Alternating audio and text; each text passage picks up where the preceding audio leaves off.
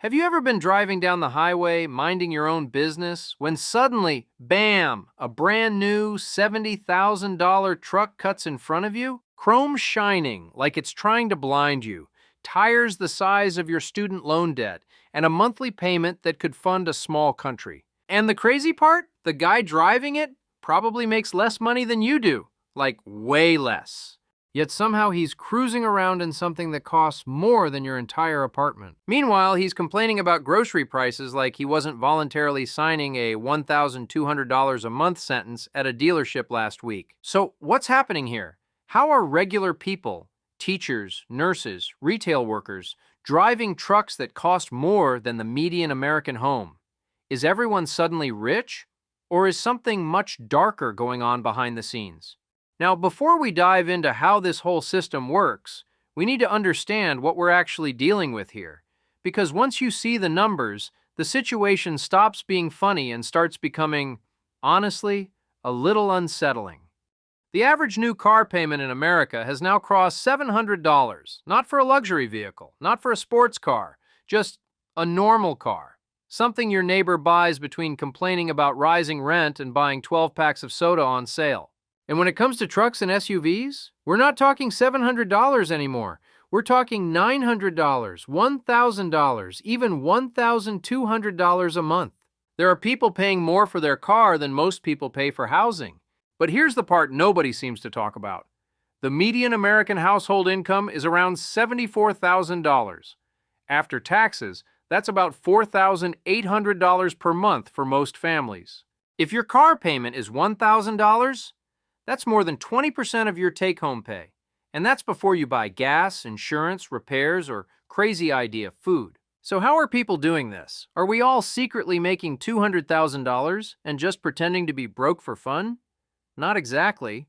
What's really happening is that a massive number of Americans have completely stopped looking at the price of the car and instead only look at one thing. What's the monthly payment? That's the doorway into this entire trap, because once everything becomes monthly, the true cost disappears. Car companies know this, dealerships know this, and they've redesigned the entire system to take advantage of it.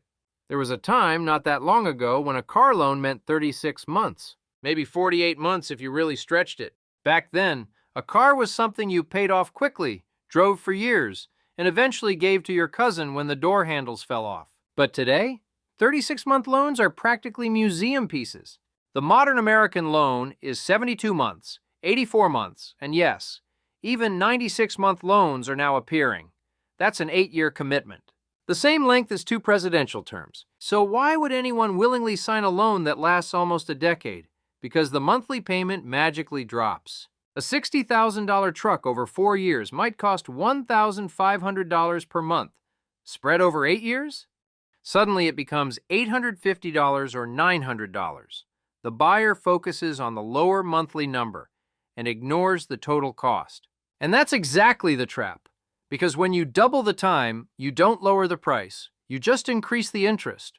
That same $60,000 truck stretched over 8 years often becomes $86,000 plus by the time the loan is done. Meanwhile, the truck's value is falling faster than a rock off a cliff. By year 4, many people owe far more than their car is worth. This is called negative equity, and it's one of the most financially dangerous situations to be in. But dealerships have a solution. Kind of. Instead of paying off that negative equity, they simply roll it into your next loan. You're not buying one car. You're financing your old mistakes plus your new ones. It's debt stacked on debt, like financial Jenga. Here's a question that might hurt a little. Why do so many people stretch themselves thin to buy a vehicle they technically can't afford?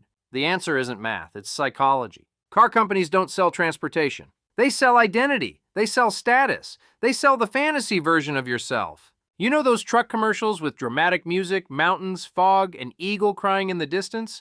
They're not selling a vehicle.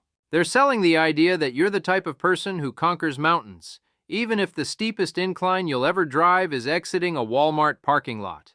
People emotionally fuse with their cars.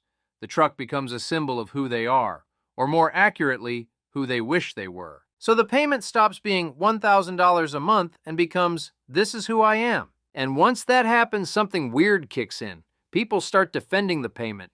They will genuinely get angry if you suggest they could drive something cheaper.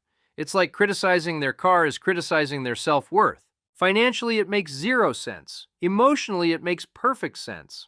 That emotional attachment is what dealership marketers exploit. They don't talk about interest rates or depreciation. They talk about comfort, safety, power, adventure. Don't you deserve this? It's time to treat yourself. You work hard.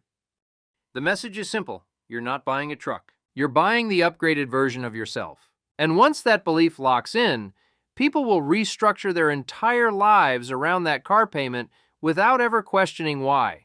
Let's talk real numbers, not dealership numbers, not glossy commercial numbers, actual painful bank account numbers. Take a typical truck buyer. They're not rich, they're not reckless, they're just doing what everyone else seems to be doing. Here's their monthly reality: $900 for the truck payment, $250 for insurance, $350 for fuel, $120 for maintenance on a good month. That's $1,620 every single month. Over 7 years, you're looking at over $135,000 burned on a vehicle that will be worth maybe $15,000 when everything is said and done. If they're lucky, if nothing major breaks, if life doesn't throw a curveball. But here's the real problem. Most families don't have just one car. They have two, sometimes three, each one draining the bank account in its own special way.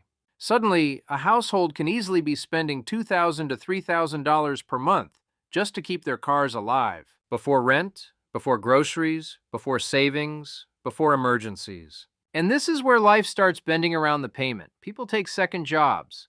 They move into smaller apartments. They push vacations to next year. They quietly pull money out of retirement accounts. Some start juggling credit cards like live grenades, all so they can keep a giant depreciating metal box in the driveway. This isn't transportation anymore. This is lifestyle debt. A slow financial bleed that feels normal only because everyone else is bleeding with you. But here's the quiet truth, the one nobody brags about. The people driving older, simpler, cheaper cars, the ones without touchscreens, without heated steering wheels, without 12 driving modes, they're the ones quietly getting ahead. Their money compounds, their savings grow, their stress drops. Meanwhile, the guy with the $1,200 truck payment, he's eating cereal for dinner, praying the transmission doesn't decide to explode this month. This isn't about judgment, it's about awareness. Because once you understand how this system works, you stop falling for the trap. You stop buying the fantasy, and you start making decisions your future self will actually thank you for. Future You also says this: hit subscribe, like the video, and drop a comment before your next payment does.